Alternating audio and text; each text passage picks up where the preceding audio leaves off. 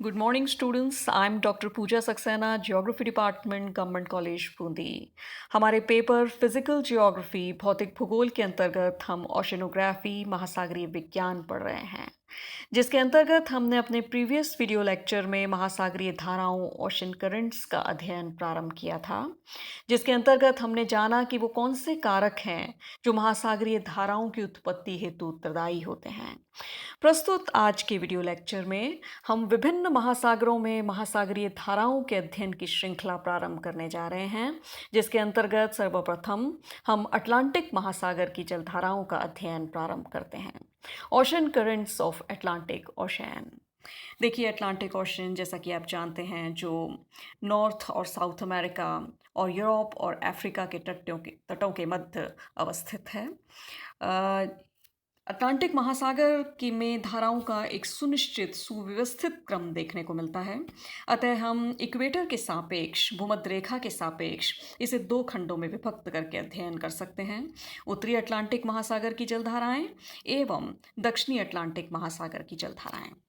Atlantic महासागर की जलधाराएं गर्म और ठंडे दोनों स्वरूपों में पाई जाती हैं।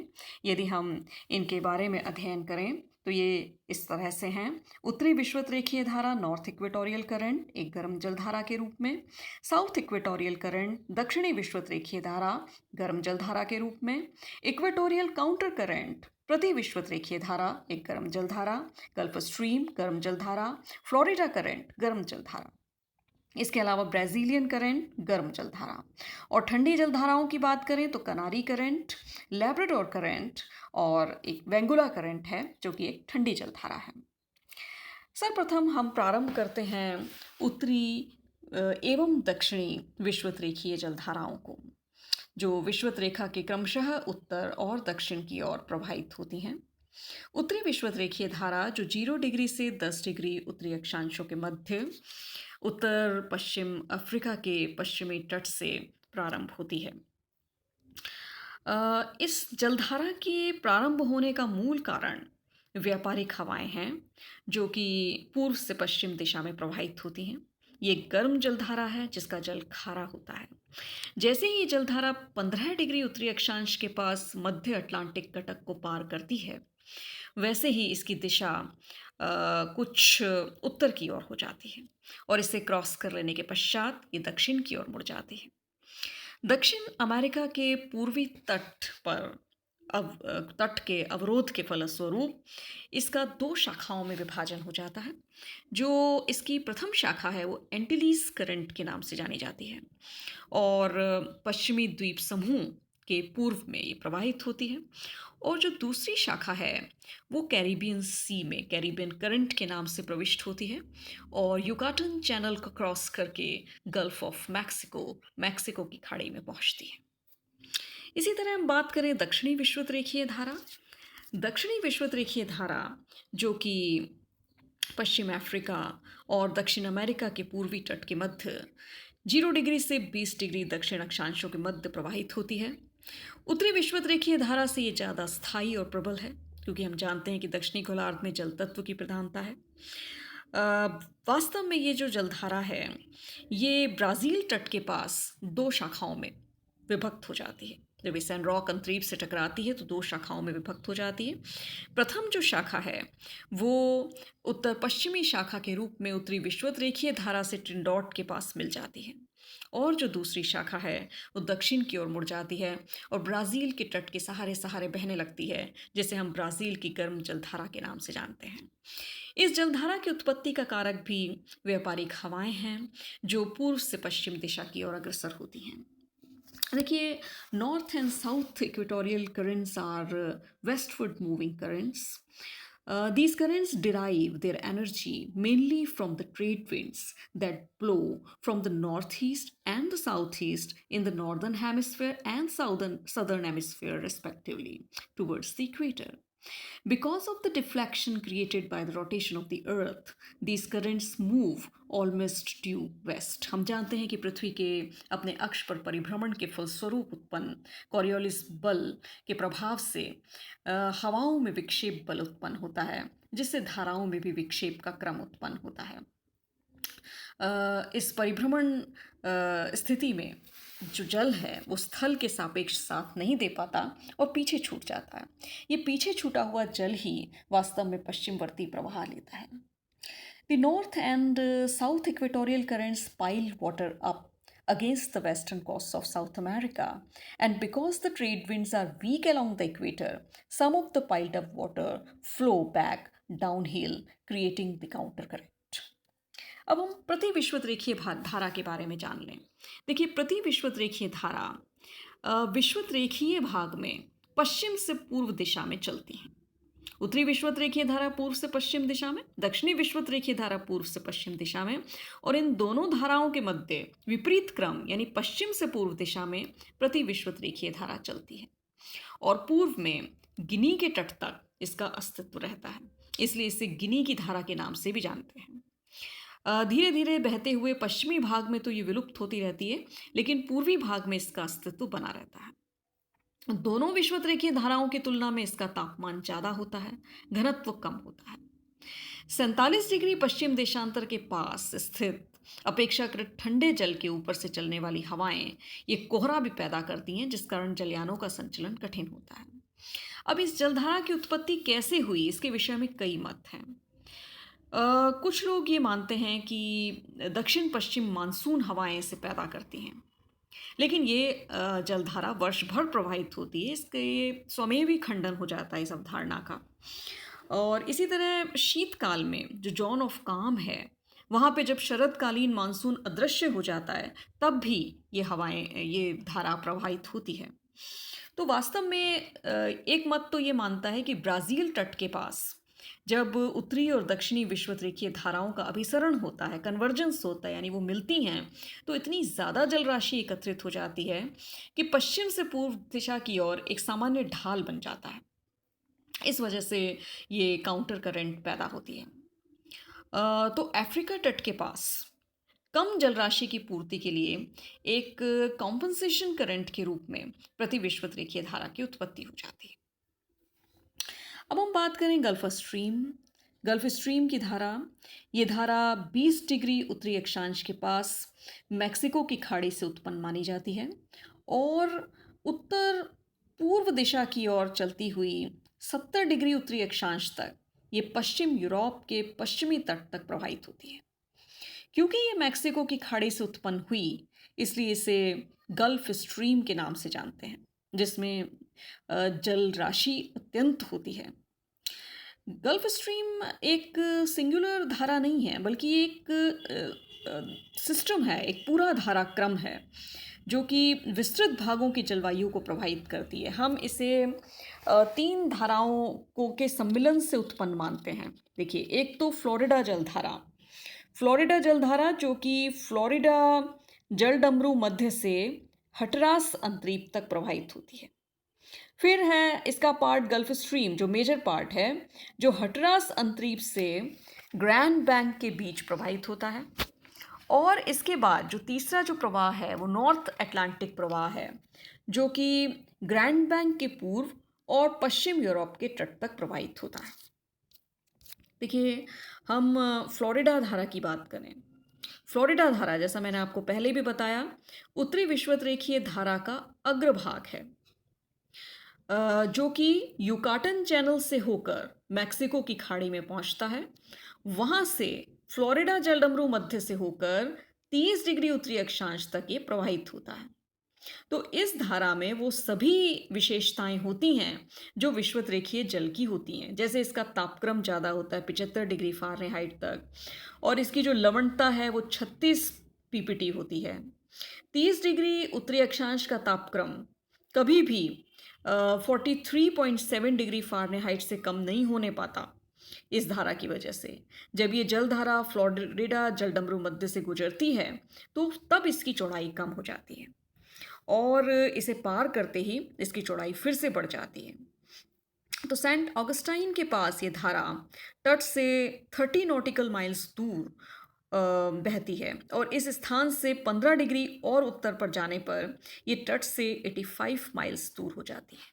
लेकिन हटेरास अंतरीप के पास इसकी तट से दूरी 10 से 20 मील रह जाती है। तो फ्लोरिडा जलडमरू मध्य से इसकी चौड़ाई जो है वो 30 मील, कैन वरल अंतरीप के पास 60 मील और चार्ल्सटन के पास चौड़ाई 120 से 150 मील हो जाती है। 30 डिग्री उत्तरी अक्षांश के पास एंटलीज धारा फ्लोरिडा की धारा से मिलती है और फ्लोरिडा धारा की उत्पत्ति के विषय में माना जाता है कि व्यापारिक हवाओं की पूर्व से पश्चिम दिशा में गति, तट का अवरोध इसके उत्तरदायी का कारण माना जाता है। देन गल्फ स्ट्रीम, देखिए गल्फ स्ट्रीम की खोज सर्वप्रथम पोंस डी लियोन द्वारा 1513 में की गई थी।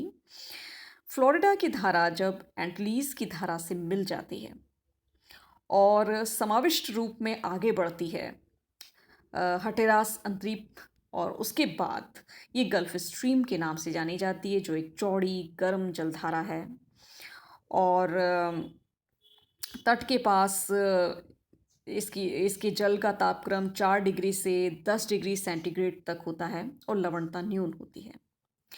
यूएसए के पूर्वी तट के पास जो है इसमें लेब्राडोर की ठंडी धारा भी आकर मिल जाती है। पछुआ हवाओं के प्रभाव से इस गल्फ स्ट्रीम का क्रम बदल जाता है, ये पूर्व की ओर बहने लगती है। पूर्व की ओर बहना प्रारंभ करते समय यानी गल्फ स्ट्रीम 40 डिग्री उत्तरी अक्षांश के पास पछुआ हवाओं और पृथ्वी के विक्षेप बल के कारण अपनी दिशा परिवर्तित करती है और पूर्व में मुड़ने लगती है। पूर्व में मुड़ते मुड़ते आगे चलकर इसकी कई शाखाएं होती हैं। जो प्रमुख शाखा है वो अभी भी गल्फ स्ट्रीम के नाम से जानी जाती है। 40 डिग्री उत्तरी अक्षांश के पास लेब्राडोर की ठंडी धारा इसमें आकर मिलती है, तो इसमें यहाँ पर तापीय व्युत्क्रमण न्यून फाउंडलैंड के पास दिखाई देता है। घना कोहरा यहाँ मिलता है जिससे जलयानों के संचालन में अवरोध उत्पन्न होता है। प्लस ये विश्व के मत्स्य क्षेत्र हैं जहाँ गर्म और ठंडी जलधाराओं के सम्मिश्रण से प्लैंकटन बड़ी मात्रा में आता है, जो मछलियों का प्रमुख भोजन है। आगे इसका प्रभाव उत्तरी अटलांटिक प्रवाह के रूप में होता है। 45 डिग्री उत्तरी अक्षांश और 45 डिग्री पश्चिम देशांतर के पास गल्फ स्ट्रीम कई शाखाओं में बढ़ जाती है। तब हम इसे नॉर्थ अटलांटिक ड्रिफ्ट के नाम से जानते हैं। जो प्रथम उत्तरी शाखा है वो उत्तर पूर्वी दिशा में अग्रसर होती है और आगे चलकर एक शाखा नॉर्वे तट के समानांतर जाती है, नॉर्वेजियन सी में। दूसरी शाखा इर्मिंगर शाखा है जो आइसलैंड के दक्षिण की तरफ बहने लगती है, आइसलैंड के दक्षिण की ओर प्रवाहित होती है। और तीसरी शाखा जो है वो ग्रीनलैंड के पूर्वी तट तक जाती है।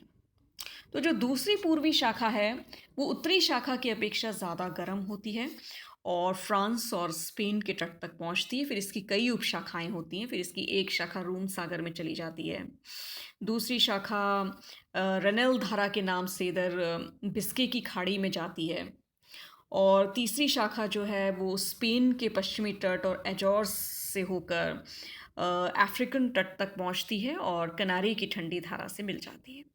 तो गल्फ स्ट्रीम जो है वो उत्तरी अमेरिका के पूर्वी तट और उत्तर पश्चिम यूरोप के तटीय भागों के जलवायु पर व्यापक प्रभाव डालती है। इन भागों में तापक्रम 4 डिग्री फ़ारेनहाइट से ज़्यादा हो जाता है अपने अन्य अक्षांशों की अपेक्षा। तो पश्चिमी यूरोप को जो पश्चिम यूरोप तुल्य जलवायु प्रदान की है वो गल्फ स्ट्रीम ने प्रदान की है। इसकी वजह से तापक्रम अधिक हो जाते हैं, तट वर्ष भर खुले रहते हैं। तो इसके प्रभाव से ये जो तट हैं ये वर्ष पर खुले रहते हैं, जबकि इन्हीं अक्षांशों में जो दूसरे तट हैं वो जमे रहते हैं। तो इसका ये महत्वपूर्ण प्रभाव है। इसके बाद हम बात करें उत्तरी अटलांटिक महासागर की लेब्राडोर धारा के विषय में। लेब्राडोर जो कि एक ठंडी जलधारा है जो बैफिन की खाड़ी और डेविस जलडमरू मध्य से प्रारंभ होकर न्यू फाउंडलैंड कोस्ट होती हुई ग्रैंड बैंक के पूर्व से गुजरने के बाद लगभग 40 या 50 डिग्री मतलब 40 डिग्री 45 डिग्री उत्तरी अक्षांश के पास गल्फ स्ट्रीम से मिल जाती है। जैसा हमने पहले पढ़ा, लेब्राडोर की धारा बर्फ़ के बड़े बड़े आइसबर्ग्स बहा कर लाती है न्यू फाउंडलैंड कोस्ट के ऊपर, जिससे जलयानों को क्षति उठानी पड़ती है। इसके बाद हम उत्तरी अटलांटिक महासागर की एक अन्य ठंडी जलधारा का जिक्र करें, वो है कनारी धारा। कनारी धारा जो एक ठंडी जलधारा है जो उत्तरी अफ्रीका के पश्चिमी तट पर मडेरिया और कैप वर्डे के बीच में प्रवाहित होती है। ये उत्तरी अटलांटिक जलधारा का बढ़ा हुआ दक्षिणी भाग है, जो स्पेन तट से मुड़कर दक्षिण की ओर कनारी द्वीप तक उत्तरी अफ्रीका के पश्चिमी तट के समानांतर प्रवाहित होता है। इसकी गति होती है 8 से 30 माइल प्रतिदिन। ये धारा फिर विषुवत-रेखीय धारा से मिल जाती है।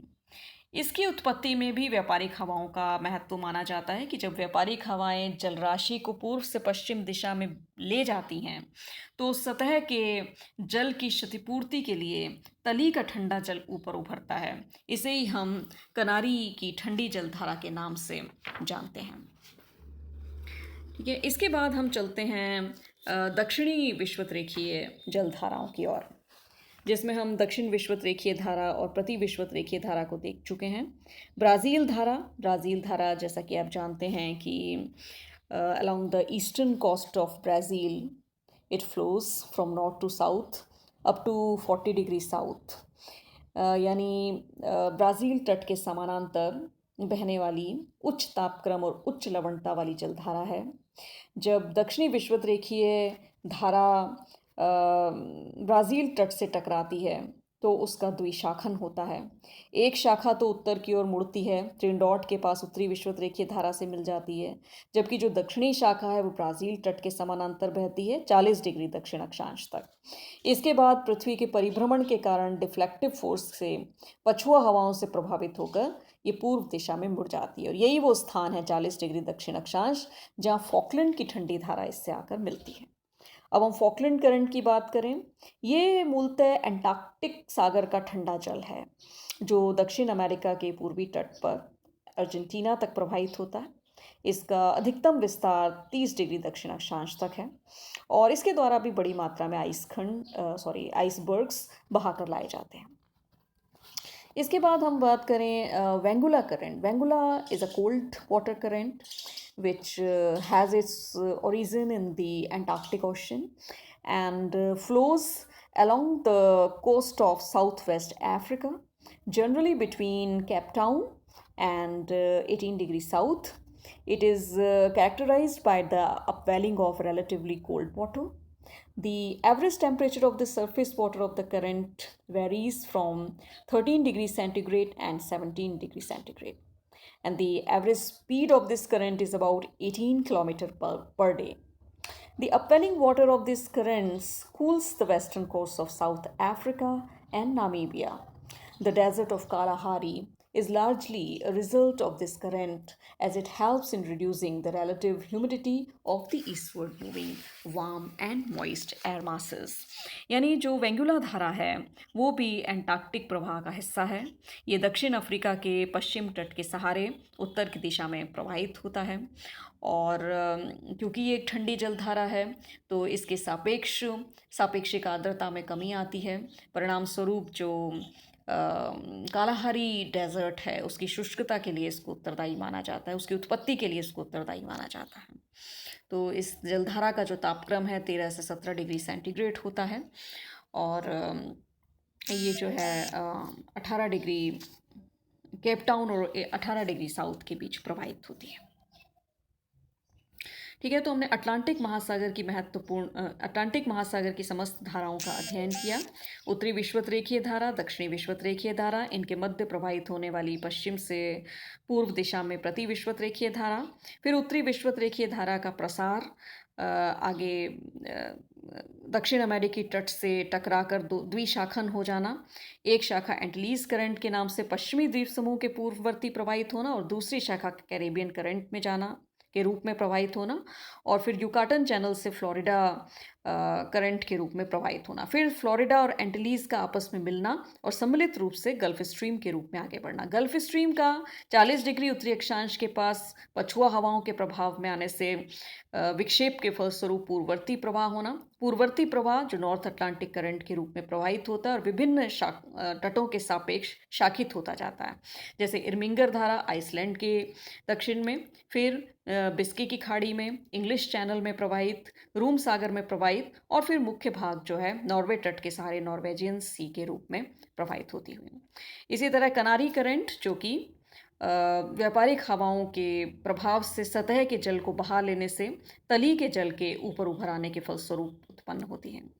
दक्षिणी अटलांटिक जलधारा, जो कि हमने देखा सैन रॉक अंतरीप से टकराकर दो भागों में विभक्त होती है। उत्तरी शाखा जो उत्तरी विषुवत धारा से मिलती है, दक्षिणी शाखा जो ब्राज़ील जलधारा के रूप में जानी जाती है। दक्षिण विषुवत धारा का ही ये दक्षिणतम प्रसार है। इसी प्रकार जो ठंडी जलधाराएं हैं वो आर्कटिक बहते हुए आर्कटिक करंट के महाद्वीपीय तटों के अवरोध के फलस्वरूप तट के सहारे सहारे बहने से चलती हैं, जिसमें फॉकलैंड करंट और वेंगुला करंट के बारे में हमने स्टडी किया। ठीक है। इसी तरह हम बात करें कि एक टर्म है सारगैसो सी, जो कि उत्तरी अटलांटिक महासागर में उत्तरी विषुवत धारा, गल्फ स्ट्रीम और कनारी धारा के बीच चलने वाला एक प्रति चक्रवातीय प्रवाह क्रम है। एक ऐसा प्रवाह क्रम जिसमें जल गतिहीन और शांत रहता है, जिस वजह से यहाँ सार्गैसम ग्रास डेवलप होती है। और सार्गैसम पोर्टुगीज़ भाषा का शब्द है जिसका तात्पर्य है सागरीय घास, तो उसके नाम पर इसे सार्गैसो सी नाम दिया गया। धाराओं की चक्र गति के आधार पर उत्पन्न इस प्रति चक्रवातीय शांत सागर में जो लवणता है वो 37 पार्ट्स पर थाउजेंड पाई जाती है, जिसका मूल कारण है उच्च तापक्रम, अत्यधिक बाष्पीकरण और शांत जल में किसी अन्य जल का सम्मिश्रण न हो पाना, जो इसकी लवणता को बढ़ा देता है। यहाँ औसत वार्षिक तापक्रम 26 डिग्री सेंटीग्रेड होता है। परिणाम स्वरूप यहाँ रूटलेस जड़ विहीन सीवीड सागरीय घासें उत्पन्न हो जाती हैं, सागरीय यातायात में जिससे बाधा उत्पन्न होती है। इस घास की उत्पत्ति के विषय में कई परस्पर विरोधी तथ्य हैं, लेकिन हम मूल रूप से ये जानें कि जड़ विहीन स्वतः उत्पन्न होने वाली घास है। अब ये कैसे उत्पन्न हुआ उसके विषय में कई तथ्य हैं, जैसे उत्तरी अटलांटिक महासागर में धाराओं का जो चक्राकार क्रम है उस वजह से इसमें जल का शेष अन्य जल का सम्मिश्रण नहीं हो पाता। दूसरा, ये क्षेत्र पछुआ और व्यापारिक हवाओं का ट्रांजिशनल जोन है, संक्रमण मंडल है। इस कारण से यहाँ प्रति चक्रवातीय पवन संचार के कारण क्षीण हवाएं मंद गति से बहती हैं और इसका जल अन्य जल से मिश्रित नहीं हो पाता।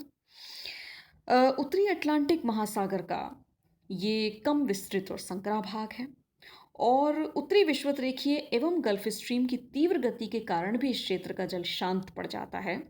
इस कारण से यहाँ पति चक्रवातीय दशाएं पैदा हो जाती हैं। तो सारगैसो सी एक महत्वपूर्ण टर्म है उत्तरी अटलांटिक महासागर में जलधाराओं के वर्तुल चक्राकार क्रम के मध्य उत्पन्न।